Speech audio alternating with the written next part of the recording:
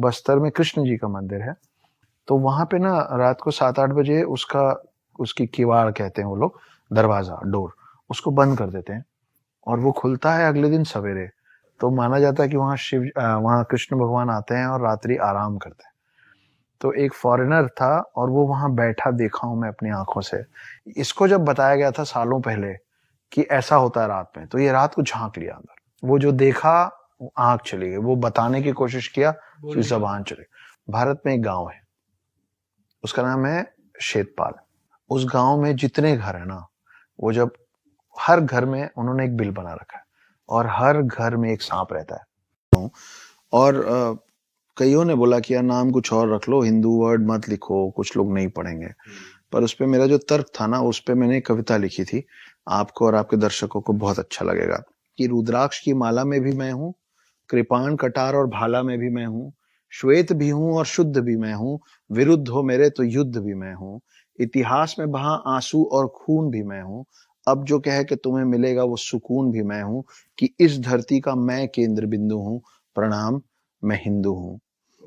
चिता की अग्नि, गंगा का पानी, कब्र की मिट्टी और लोबान भी मैं हूँ, पीर फकीर अली वली सियावर राम का हनुमान भी मैं हूँ, भोला हूँ सरल भी, तुम्हारा मित्र भी मैं हूँ, घोल भी दूं तुमको और घुल भी जाऊं तुम में, कुछ ऐसा चरित्र भी मैं हूँ, इस धरती का मैं केंद्र बिंदु हूँ, प्रणाम मैं हिंदू हूँ।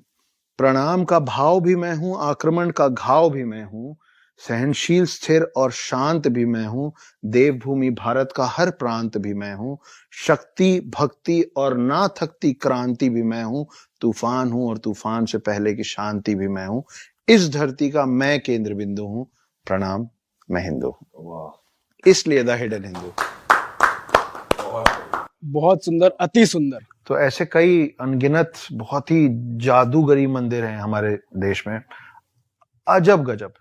जैसे अभी रिसेंटली मैं 10-15 दिन पहले खजुराहो गया था। खजुराहो लेट फर्स्ट था। खजुराहो है मध्य प्रदेश में, और आमतौर पे ना हमारे सब लोग खजुराहो को एक ही काम से जानते हैं। वहां के मंदिर में काम सूत्र वाले बड़े सारे पोज बने हुए हैं, वो म्यूरल्स और स्टैचूज बने हैं, तो लोगों को लगता है कि बस वहां वही है। तो मुझे भी जब पहली बार फोन आया कि खजुराहो लेट फेस्ट, तो मैं बोला कि चलो, बड़े साल से सुन रहे थे कि काम सूत्र वाले सब वो बने हुए हैं, देख आते हैं। जब मैं वहां पहुंचा तो वहां पे एक महामंतेश्वर करके एक मंदिर है, उसमें मैंने उतना बड़ा शिवलिंग आज तक देखा नहीं था, ह्यूज। और वो जो शिवलिंग था ना, वो हर 2-3 साल में 1 इंच बढ़ जाता है। वो बढ़ रहा है, वो लगातार बढ़ रहा है। और मुझे उन्होंने तस्वीर दिखाई कि जब ये छोटा था तो कैसा था। मुझे क्लियर उस तस्वीर में साइज और साक्षात जो साइज दिख रहा था, उसमें फर्क दिख रहा था, और थोड़ा बहुत नहीं, मतलब ऐसा फर्क। अभी कितना है करंटली? वो है लगभग 7-8 फीट। मतलब इस रूम की हाइट जितना ऑलमोस्ट। जी, मतलब आप ये मानिए कि जिस स्पीड से वो बढ़ रहा है, आने वाले 50-60 साल, मैक्सिमम 100 साल में वो उतने साल पुराना बना हुआ जो उसका रूफ है ना, वो टच कर देगा। अच्छा। फिर मैं जिस जगह पे पैदा हुआ हूँ, उस जगह का नाम है अंबिकापुर, डिस्ट्रिक्ट सरगुजा, छत्तीसगढ़। छोटा सा कस्बा है। वहां की एक सच्ची घटना बताता हूँ मैं। एक किसान आदमी था, वो एक दिन सोया और उसको सपने में आया कि हनुमान जी उसको बोल रहे हैं कि मेरे को निकालो यहाँ से, मैं फंसा हुआ। तो किसान आदमी वो अगले दिन कुल्हाड़ी खरीदा। उसको कई बार सपने आए, मतलब रेगुलरली। तो वो कुल्हाड़ी खरीदा, उसको एग्जैक्टली मालूम था क्योंकि वो हर दिन सपने में उसको उस रास्ते से ले जाया जा रहा था। वो पहुंचा और उसने एक पेड़ को एग्जैक्ट एक पॉइंट से काटना चालू किया। तो सब लोग आए पीछे, बोले क्यों, क्या कर रहे हो, पेड़ क्यों काट रहे हो? तो बोला वो इसमें हनुमान जी फंसे हुए। तो बोले हट, पागल हो गया, डिस्टर्ब हो गया। जैसे मान जी के लिए बोलते थे ना, मैं पूरा पहाड़ काट दूंगा। हाँ। तो सब बोलने पागल हो गए। उसने काटा, फिर संभाल के साइड से काटा। उसके अंदर सही में हनुमान जी की एक मूर्ति निकली है, और वो मूर्ति हर साल बढ़ती है। मैं अपने आंख से देख के आया हूँ। वहां इतनी भीड़ होती है, इतनी भीड़ होती है। अब वो हो गया है लगभग 8-9 फीट का, और जब वो निकला था 2-2.5 फीट का था। वो सब ऐसे भी बढ़ रहा है और ऐसे भी बढ़ रहा है। आप सोचो। ऐसे ही एक कमाल का मंदिर है बस्तर में। बस्तर में कृष्ण जी का मंदिर है। छोटे में गया था जब हम हॉस्टल में थे, आई थिंक 8th या 9th में था मैं। तो वहां पे ना रात को 7-8 बजे उसकी किवाड़ कहते हैं वो लोग, दरवाजा, डोर, उसको बंद कर देते हैं और वो खुलता है अगले दिन सवेरे। और रात में ना उसके अंदर भगवान जी के लिए बेड लगता है, और बेड बिल्कुल प्लेन ऐसे अच्छे से करके रखा रहता है, और सुबह जब मंदिर खुलता है ना तो वो पूरा छिन्न भिन्न रहता है। तो माना जाता है कि वहाँ कृष्ण भगवान आते हैं और रात्रि आराम करते हैं। तो एक फॉरेनर था और वो वहां बैठा, देखा हूं मैं अपनी आंखों से। यही सब है ना, जब आप ये सब देखते हो ना तो आपका विश्वास, आपका भरोसा बढ़ता चला जाता है। एक फॉरेनर वहां बैठा होता है, जैसे कई होते हैं ना हरे राम हरे कृष्ण, तो ना वो बस बैठ के ऐसे करता था।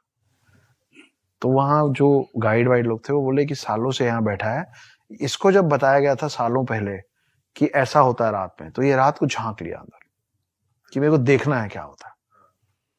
तो ये देखा तो ये बहुत डर गया। किस बात से डरा?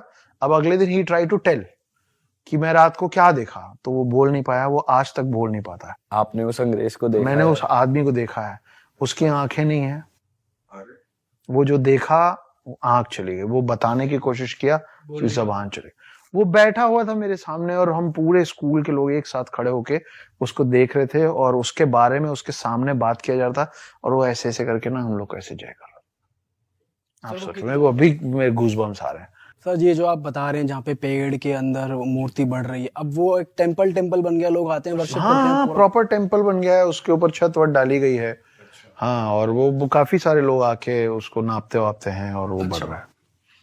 और आप अंबिकापुर जाएंगे ना तो आप वहां पे ये बात करेंगे ना तो कोई नहीं चौंकेगा, उनके लिए नॉर्मल है।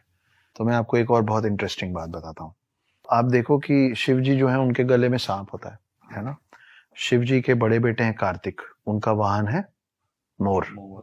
उनका छोटा बेटे हैं गणेश, उनका वाहन है चूहा।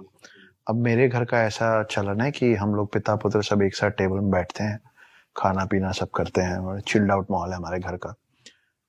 तो आप सोचो कि ऐसा तो उन तीनों के साथ भी होता होगा।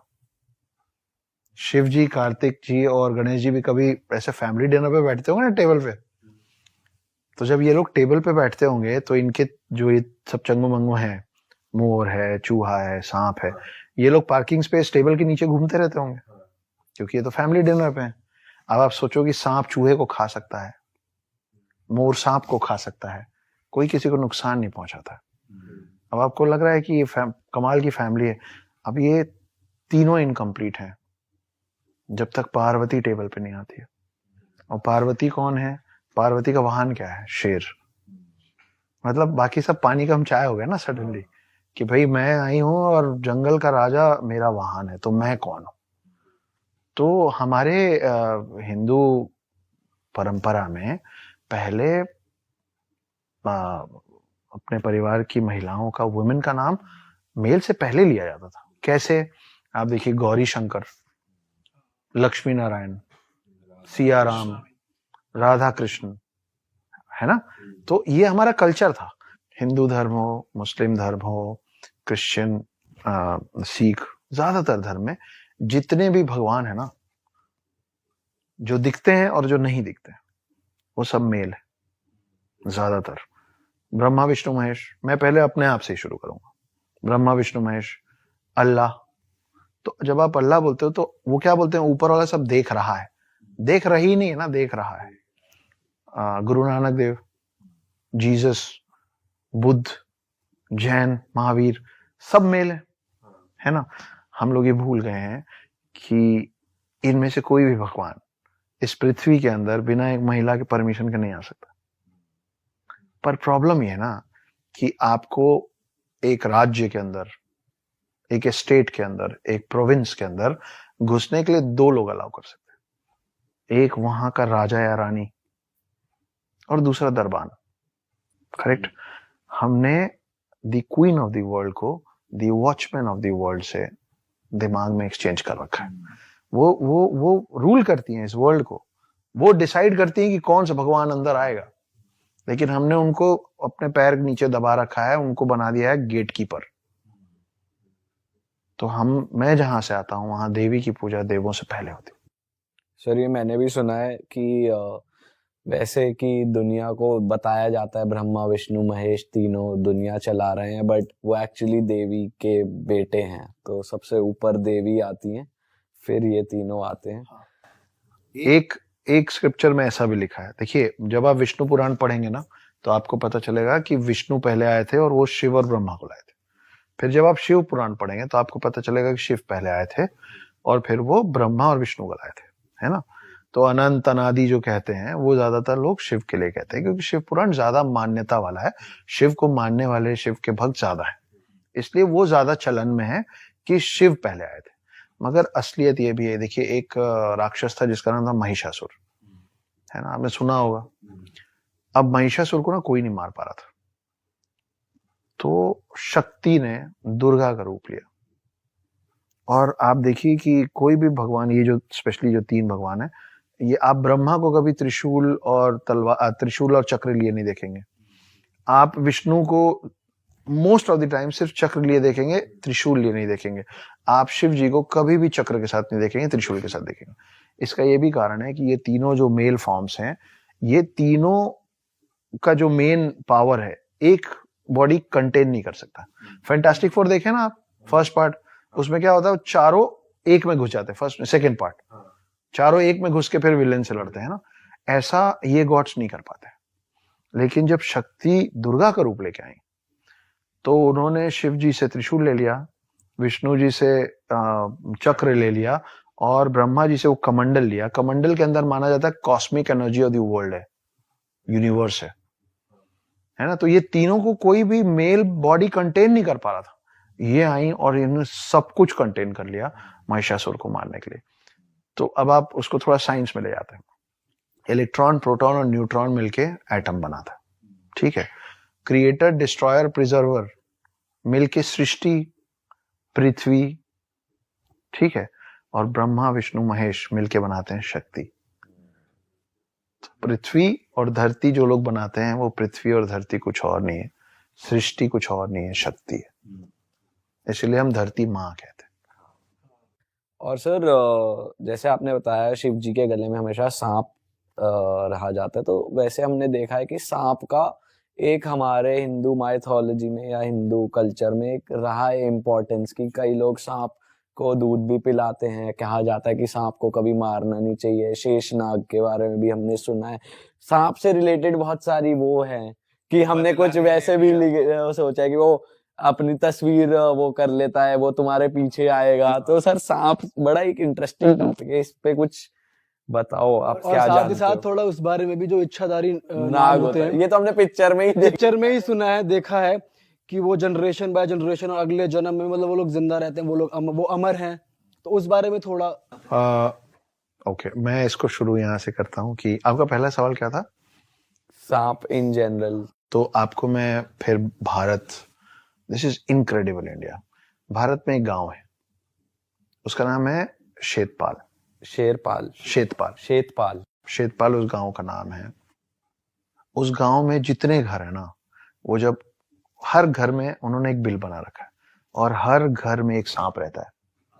उनके बीच में सांप की इतनी मान्यता है कि आज भी उनके घर में जब कोई नया घर बनता है ना, तो उसमें उसके लिए जगह, उसके लिए एक बिल बनाया जाता है।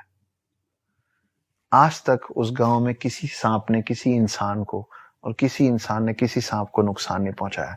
दे have learned and they have lived to coexist.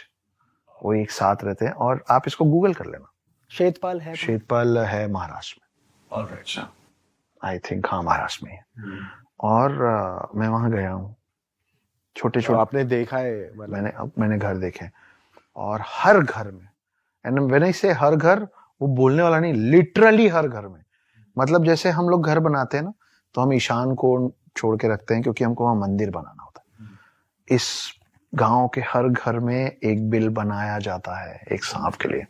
जब खाना बनता है तो सांप के लिए, जैसे आप एक डॉग पालते हैं तो you take care of that dog ना, कि भाई दूध रोज देना है, तो सांप का ख्याल रखा जाता है। तो वैसी कुछ कहानी है कि भाई हमारे साइड में ऐसा है, और उसकी मान्यता भी वहीं से आती है, क्योंकि नाग एक ऐसी चीज है, नाग एक ऐसा जानवर है जो शिव जी के गले में है और विष्णु जी के साथ हमेशा रहता है। तो जब विष्णु जी जब राम बने थे, तो लक्ष्मण जो थे वो शेषनाग थे। जब विष्णु जी कृष्ण बने थे, अच्छा, तो ये बड़ी इंटरेस्टिंग सी बात है कि पहले रामायण हुआ, त्रेता युग में रामायण काल आया, तो विष्णु जी राम बने और शेषनाग बने लक्ष्मण। तो जब पूरा रामायण खत्म हुआ, तो वापस गए तो शेषनाग बड़े नाराज थे। बोले आप बड़े भाई बन गए, मेरी कुछ चलने नहीं दिए, सब आपके मन की हुई, सब ये एंड के बाद एट द एंड, मतलब वापस जाने के बाद रामायण काल खत्म हो गया, राम और लक्ष्मण वापस अपने असल अवतार में विष्णु और शेषनाग के रूप में आ गए। तो वो शिकायत किए विष्णु जी को कि बहुत गलत है, आप बड़े भाई बन के वहां चला रहे हैं अपनी, मेरी कोई सुन ही नहीं रहा है। तो मुस्कुराए विष्णु जी, बोले कि कोई बात नहीं, अगली बार चलेंगे ना तो आप बड़े भाई बन जाना। तो फिर जब कृष्ण बन के आए तो बड़े भाई बलराम थे, दाऊ, तो वो शेषनाग थे, है ना। तो ये दोनों में, शिव में और हालांकि ये दोनों नाग अलग अलग हैं। शिव जी के जो गले में वो वासुकी हैं, और विष्णु जी जिस पे विराजमान होते हैं, लेटते हैं, वो शेषनाग है। शेषनाग के पीछे और एक बहुत अच्छी इंटरेस्टिंग कहानी। तो शेषनाग जब सागर मंथन हुआ था, तो वो जो पहाड़ को उल्टा किए थे उसके नीचे तो विष्णु जी खुद लगे थे, वो टर्टल के शेप में, कछुए के शेप में, और जो उसका मंथन करना था ना, सागर मंथन, तो एक तरफ सारे दानव पकड़े हुए थे, दूसरी तरफ सारे देव पकड़े हुए थे। तो पकड़े क्या हुए थे, रस्सी नहीं थी, वो शेषनाग को पकड़े थे, वो शेषनाग को घुमा रहे थे। और शेषनाग को शेषनाग इसलिए कहते हैं क्योंकि हमारे में 4 युग होते हैं, सतयुग, त्रेता युग, द्वापर युग और कलयुग। आप मेरा हाथ जरूर देखिएगा कि सतयुग, त्रेता युग, द्वापर युग, कलयुग और फिर सतयुग। ये शेप बन रहा है डमरू का, और जब आप इसको बार बार चलाते जाएंगे ना तो ये शेप बन जाएगा इन्फिनिटी का, है ना।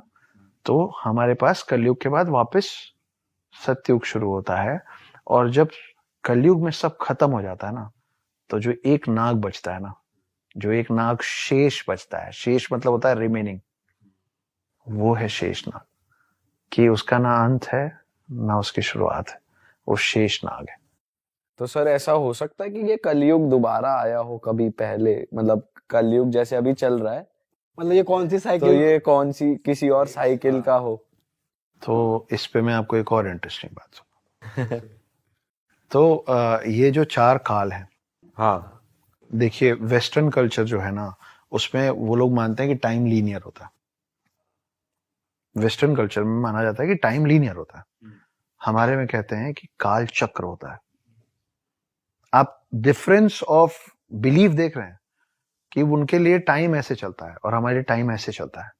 हमारे लिए टाइम साइक्लिक है, जो मैंने अभी आपको बताया कि कलयुग के बाद फिर सतयुग आएगा तो फिर से चालू होगा, है ना। आपके कमरे में लगी घड़ी, आपके हाथ में पहनी घड़ी गोल होती है, मतलब टाइम साइक्लिक होता है, टाइम बार बार घूम के आता है। तो मैंने 2 लाइनें लिखी थी कि जहां से चले थे फिर वहीं आकर ठहरे हैं, एक उम्र लग गई समझते कि दुनिया गोल है, तो समय गोल है, पहली बात। दूसरी, तो एक बार ऐसा हुआ था कि कृष्ण जी के पास, इस युग खंड में बात कर रहा हूं मैं, ठीक है, इसके बाहर क्या हुआ, मल्टीवर्स है ये, है ना। तो कृष्ण जी के द्वारपाल दौड़ते हुए आए द्वारका में, तो उनका दरबान, वॉचमैन, वो दौड़ते हुए अंदर आया कृष्ण जी के पास और बोले वो ब्रह्मा जी आए आपसे मिलने। तो कृष्ण जी बोले अच्छा, उनसे पूछ क्या होगी कौन वाले ब्रह्मा जी हैं वो।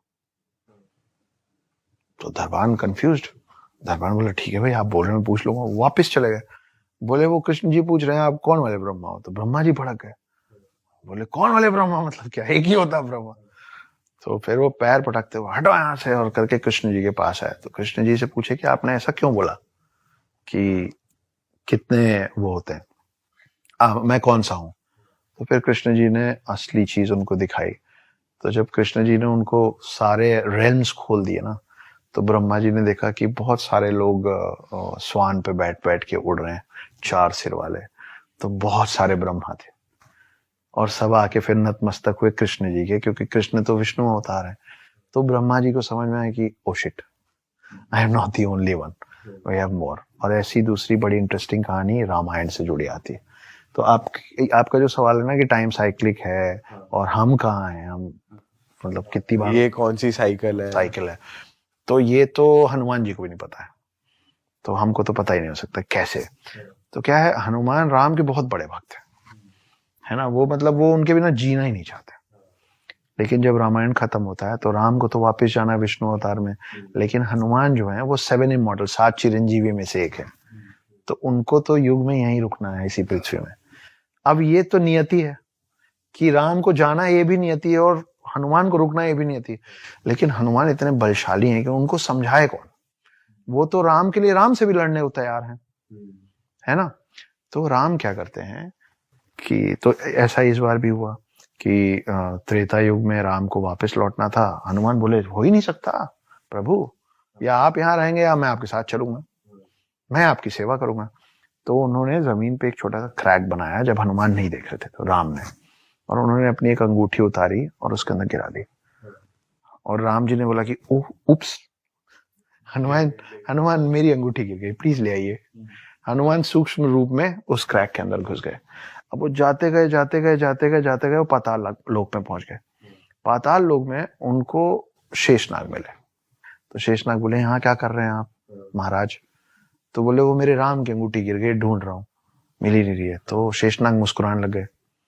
तो हनुमान जी ने बोला कि आप क्यों हंस रहे हैं? बोले आप फिर बुद्धू बन गए इसलिए। बोले मतलब? बोले वो देखिए, जब वो पलटे ना तो वहां अंगूठियों का पहाड़ बना हुआ था।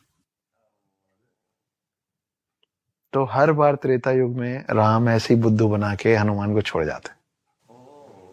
देखिए जो 7 चिरंजीवी हैं, कईयों को उनका नाम भी नहीं पता, इसलिए मैं बता देता हूँ।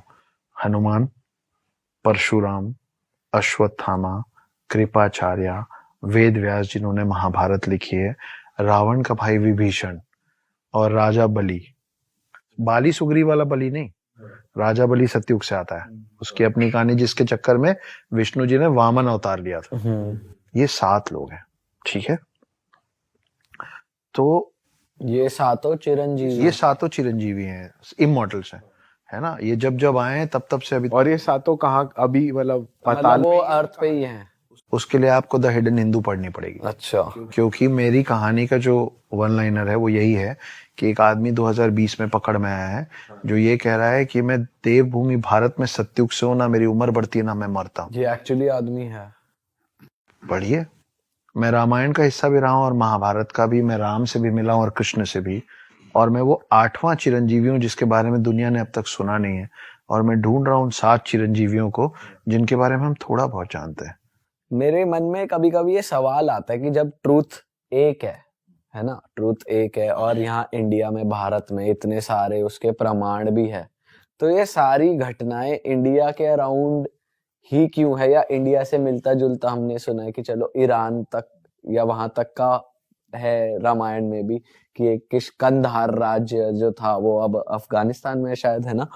बट मीनवाइल वेस्ट में या दूसरी तरफ हमारे गॉड्स का इतना क्यों नहीं है, या उनकी थिंकिंग हमसे इतनी अलग क्यों है? वो संस्कृत क्यों नहीं बोलते? जब पृथ्वी का तत्व एक है, जब देव एक है, सच एक है, तो इतने वो सबकी थ्योरीज इतनी ज्यादा ड्रास्टिकली डिफरेंट क्यों है?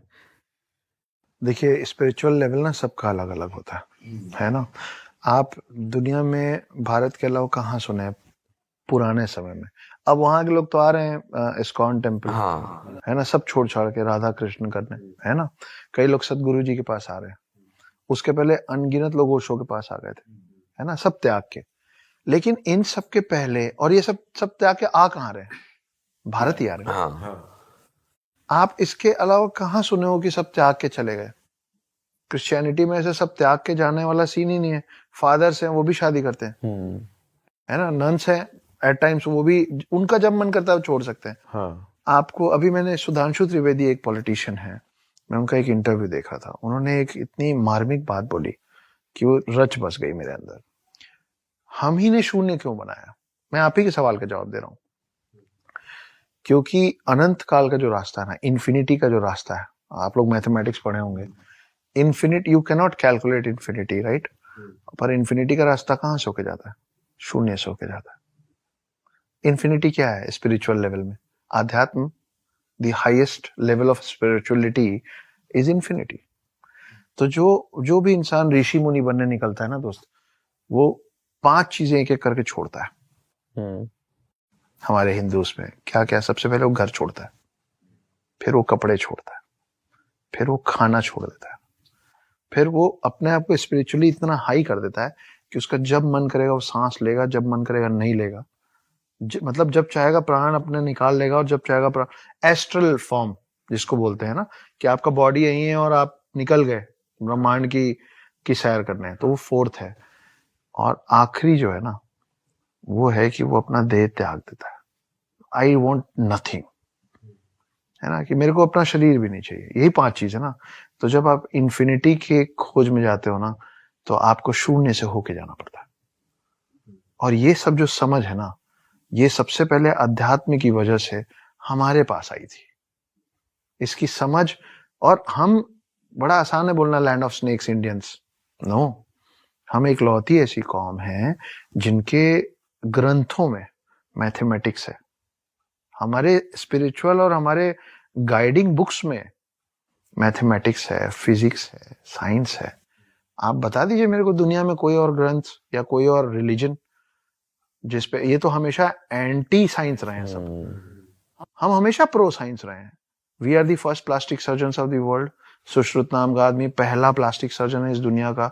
27 वॉल्यूम में किताबें लिखी, वो पर्शियन लैंग्वेज में कन्वर्ट हुई, अरेबिक कंट्रीज पहुंची, वहां से इंग्लिश लैंग्वेज में कन्वर्ट हुई, यूके और यूएस पहुंची, और वहां से हमारे पास वापस आई प्लास्टिक सर्जरी बन के। और अब हम इस स्थिति में चले गए हैं कि हमको शल्य चिकित्सा बोलना नहीं आता, हमको सिर्फ प्लास्टिक सर्जरी बोलना आता है। और हम पहले प्लास्टिक सर्जन है। आज भी पूरे भारत में आप बड़े हॉस्पिटल्स में जाएंगे ना, तो एक ऐसी मूर्ति बैठी रहती है ऋषि की, है ना, और वो दिखते ब्रह्मा जैसे, सिंगल हेडेड।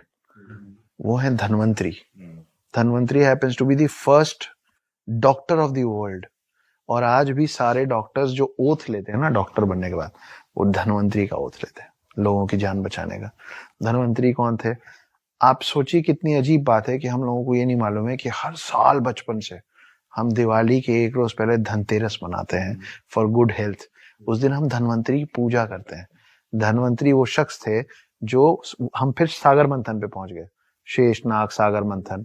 उसमें जो व्यक्ति हाथ में अमृत कलश लेके निकला था, वो था Dhanvantari. He was a Demi God, आधा इंसान और आधा भगवान, है ना। तो हम पहले डॉक्टर हैं, हम पहले प्लास्टिक सर्जन हैं, तो ये सब हम ही क्यों बन जाते हैं सब चीजें? सर वही मेरा क्वेश्चन है कि क्यों अगर एक तरफ दुनिया में, मतलब अगर आप वैसे देखो, एक तरफ दुनिया के बनाने वाले यहाँ हैं, हम ब्लेस्ड है कि हम इंडिया जैसी कंट्री में पैदा हुए, बट उसी पृथ्वी पर ही अलग अलग इतनी थ्योरीज क्यों है? मतलब क्यों, समझ रहे हो आप, लैंग्वेज इतनी अलग क्यों है? और हमारी संस्कृत भाषा, अगर हमारे देवता जिन्होंने पूरी पृथ्वी बनाई, हम कह रहे हैं कि एक एक कण यहाँ से उत्पन्न हुआ है, और हमारी भाषा, हमारे डॉक्यूमेंट्स, तो वहां पे इतना डिफरेंस क्यों है इन टर्म्स ऑफ पहनावा, सोच? वहां के देवता, यहाँ के देवता सेम, मतलब एक यूनिवर्सल, सब लोग एक ही चीज क्यों नहीं मानते? क्या ये भी भगवान की ही वो है, लीला कह लो? नहीं, मैं इस सवाल के लिए मैं तैयार नहीं था। मतलब आप क्या क्या याद रखेंगे, इसलिए मुझे ये याद नहीं है कि ये बात किसने कही है। पर एक साइंटिस्ट है जिनकी डेथ हो गई है, उन्होंने, he was trying to send some frequencies out of the world, कि अगर कहीं पे भी कोई जीवन है तो उनको ये फ्रीक्वेंसी कभी ना कभी तो मिलेगा, क्योंकि sound never dies, sound is an energy which keeps on travelling. तो उन्होंने बहुत ज्यादा रिसर्च करके जिस लैंग्वेज में उस मैसेज को भेजा है ना, और ये फिर डॉक्यूमेंटेड है, मैं हवा में बात नहीं कर रहा हूँ, और वो है जर्मनी का, वो साइंटिस्ट जर्मनी का है। उसने चूज किया संस्कृत। उसने बोला ये वो लैंग्वेज है जो सबसे क्लीन है और सबसे ज्यादा चांसेस हैं कि पूरे, मतलब कहीं भी इस लैंग्वेज को कोई समझ पाए, इसकी सबसे ज्यादा चांसेस। तो उसने जो भी भेजा उसने संस्कृत में भेजा, है ना। तो आज की डेट में हम संस्कृत नहीं पढ़ते हैं, हमको नहीं आता है, पर आप जाइए आज की डेट में यूएस और यूके के बड़े बड़े यूनिवर्सिटीज में संस्कृत को सब्जेक्ट बना के मैंडेटरी कर दिया गया है। मैंडेटरी कर दिया गया है। जैसे आपको हिंदी पढ़ना ही है ना, और आपको इंग्लिश तो पढ़ना ही है, वैसे वहाँ पे यूनिवर्सिटीज हैं जहाँ संस्कृत पढ़ाया जा रहा है, वहाँ संस्कृत स्कॉलर्स हैं जो आपसे और मुझसे बेहतर संस्कृत जानते हैं, समझते हैं और बोलते हैं। तो अगर वो भाई हम अंग्रेजी सीख रहे हैं, क्यों? क्योंकि हमको लगा कि अंग्रेजी बेहतर है। हम हमेशा समय से पीछे चलते हैं, इसीलिए 1000 साल बाद कोई और बोल गया कि ग्रेविटी, लॉ ऑफ ग्रेविटी मैंने बनाया। अगर इतना सही है बाकी लैंग्वेज, तो फिर वो संस्कृत क्यों सीख रहे? फिर तो उनको इंग्लिश में रहना चाहिए ना। और अभी एक रील चल रहा था बड़ा मस्त, मैंने भी देखा कि English is a funny language, I dance, he dance, नहीं I dance, you dance, he dances, how much more is it dancing, है ना। तो ये मजाक है, लेकिन हमारे हिंदी में ऐसी गलतियां नहीं है। आप, मैं, तू, तुम, कैसे हैं, कैसी हैं, सब अलग अलग। सही बात है। अच्छा सर, एक बहुत ही इंटरेस्टिंग टॉपिक है यूथ के लिए, भूत प्रेत आत्मा। इसके बारे में साथ ही साथ एक इसके बारे में आपकी नॉलेज तो हम जानेंगे, साथ ही साथ हमें ये भी जानना है कि हनुमान जी शिव जी के ही अवतार है, और शिव जी को भूत प्रेत भी पूजते हैं, वो प्रिय हैं, पर हनुमान जी से भूत प्रेत डरते हैं। हाँ, जब भी भूतों की बात आती है तो हनुमान जी ही आगे आते हैं कि उनके अगेंस्ट वो ही वर्क करेंगे, कोई तो और। हम लोगों के बचपन से हमको बोला गया जब डर लगे तो हनुमान चालीसा तकिए के नीचे रख लो। तो ऐसा क्यों है, मतलब ये क्या कनेक्शन है? तो दो पार्ट में क्वेश्चन है, तो मैं चाहूंगा कि एक तो हिंदू कल्चर और इनके अकॉर्डिंग भूत प्रेतों का क्या सुना है आपने, कुछ इंटरेस्टिंग स्टोरी आपके पास अगर हो या एक्सपीरियंस हो वो, और फिर ये। तो पहले मैं अपना एक्सपीरियंस बता देता हूँ। हाँ। अभी जहाँ मैं मुंबई के घर में रहता हूँ, मेरा घर 34th फ्लोर पे है, बोथ साइड सी व्यू, शांत, बहुत खूबसूरत सा घर। तो मैं एक दिन सोया हुआ था, रात में 3 बजे के लगभग मेरी नींद खुली। तो मैं मेरे कमरे में घड़ा रखता हूँ, मैं घड़े में पानी पीता हूँ। तो घड़ा खाली था, रात को वरना भूल गए, ठीक है खाली था। और वो कीचेन नहीं होता घंटी वाला, सिंगल घंटी, टिंग टिंग, जो गाय के उसमें छोटा वाला, तो वैसा एक घंटी लटका हुआ था और खिड़कियां खुली थी, तो हवा, हॉल में हवा चल रही थी, बहुत अच्छी हवा चल रही। तो मैं अपना ग्लास लेके कमरे से निकला, किचन में गया, किचन में एक और बड़ा घड़ा रखा था, उसमें से पानी भरा, वापस आ रहा था। तो अब 34th फ्लोर पे आप सोचो व्यू कितना अच्छा, तो बहुत अच्छा दिख रहा था। तो मैं एक अपनी खिड़की पे खड़े होके 2-4 घूंट पिया, फिर मैं कमरे की तरफ गया हूँ। तो जब मैं दरवाजा खुला ना, तो मैं वहां सोया हुआ था, और तब मैं उठा, और मैं इतना कंफ्यूज था कि वो जो सोया हुआ हूं मैं, मतलब मैं जब उठा ना, तो मैं दरवाजे की तरफ देख रहा था कि वो मेरे को देख रहा था, तो वो मैं हूं कि मैं हूं। ओ भाई, मैं सवेरे तक सो नहीं पाया। तो फिर आप असली में कहाँ थे जब आप सुबह तक सो नहीं, जब वो दरवाजा खोल के मैं गया ना, तो जब मैं देखा कि मैं तो सोया हुआ हूँ, तब एक्चुअली डर से मेरी नींद खुली। अच्छा। तो दरवाजे पे कोई नहीं। सर हम ज्वाला जी के बारे में बात कर सकते हैं, क्योंकि मैं वो जहाँ पे कभी वो आग आ जाती है, मैं आई बीन देयर, जब मैं छोटा था मैं उधर गया था, तो वहां पे मैंने खुद एक्सपीरियंस किया कि कॉर्नर्स में से फ्लेम्स आ रहे हैं, हाँ, ठीक है, और तुम अगर उनको टच कर दो तो तुम्हें कुछ नहीं होता। मैं ज्यादा जानकारी नहीं रखता हूँ दोस्त, अच्छा। मैं गलत क्यों बोलूं। अच्छा। लेकिन पता है पूरे कंट्री में ना बहुत सारे ऐसे स्पिरिचुअल सेंटर्स हैं। जब मैं स्पिरिचुअल सेंटर्स बोल रहा हूँ तो मैं आध्यात्मिक की बात नहीं कर रहा हूँ। जैसे मैं आपको अभी रिसेंट 5-6 महीने पहले की बात बताता हूँ। मैं पहली बार लेह लद्दाख गया। तो लेह लद्दाख में दूसरे दिन वो लोग हमको बोले कि पत्थर साहब गुरुद्वारा है। मैं गया, सब देखा, फिर वहां पे एक बहुत बड़ा सा पत्थर रखा हुआ, जमीन से आप 5-6 फुट, 5-5.5 और उसमें ना अजीब सा कुछ शेप बना हुआ था उसके अंदर, ऐसा जैसे बीच से कुछ धंस गया हो टाइप। मुझे नहीं मालूम कि उसकी हिस्ट्री क्या है, वो तो मैंने बाद में पढ़ी, क्योंकि मेरे को इंटरेस्ट ही नहीं था उस हिस्ट्री में। मैं सच कह रहा हूँ, आप लोगों की मुलाकात किसी दिन मेरी समकक्ष से होगी, मेरी वाइफ से होगी, तो आप पूछिएगा। मैं ना दहाड़ मार मार के रोने लग गया वहां, आंसू आंसू में रो रहा हूँ। अब भी 6 महीने पहले, आप सोचो, मतलब सफेद दाढ़ी हो रही मेरी है, 40 साल का आदमी खड़े होके रो रहा है। और वहां जितने लोग आना जाना कर रहे थे, ज्यादातर सिख लोग थे और लोग थे, वो मेरे को देख रहे थे और वो सोच रहे होंगे कि कितना दुखी है ये आदमी, कितनी तकलीफ में होगा कि बस रुक ही नहीं पा रहा है। हाँ। मैं अपनी वाइफ को बोला कि बहुत रोना आ रहा है यार। मेरी वाइफ बहुत ज्यादा शांत स्वभाव की है, मतलब आप उसको दुनिया की सबसे अच्छी खबर सुना देंगे ना तो वो मुस्कुराएगी, बोलेगी गुड, और आप सबसे बुरी खबर सुना देंगे ना तो बोलेगी कोई बात नहीं, सब ठीक हो जाएगा। वो ना खुशी में बहुत खुश होती है, ना दुख में बहुत ज्यादा दुखी होती है। तो मैंने बोला मुझे बहुत रोना आ रहा है यार। तो बोली तो रो लो, बस मेरे को उसी की परमिशन चाहिए थी। मैं इतना रोया, और सच बताऊं मेरे को कोई दुख नहीं था उस समय। मैं किसी को याद करके नहीं रो रहा था, मैं किसी पास्ट पे नहीं रो रहा था, मेरे को कोई दुख नहीं था, और मेरा रोना ही नहीं रुका। मैं हाथ जोड़ के खड़ा और मैं रो रहा हूँ।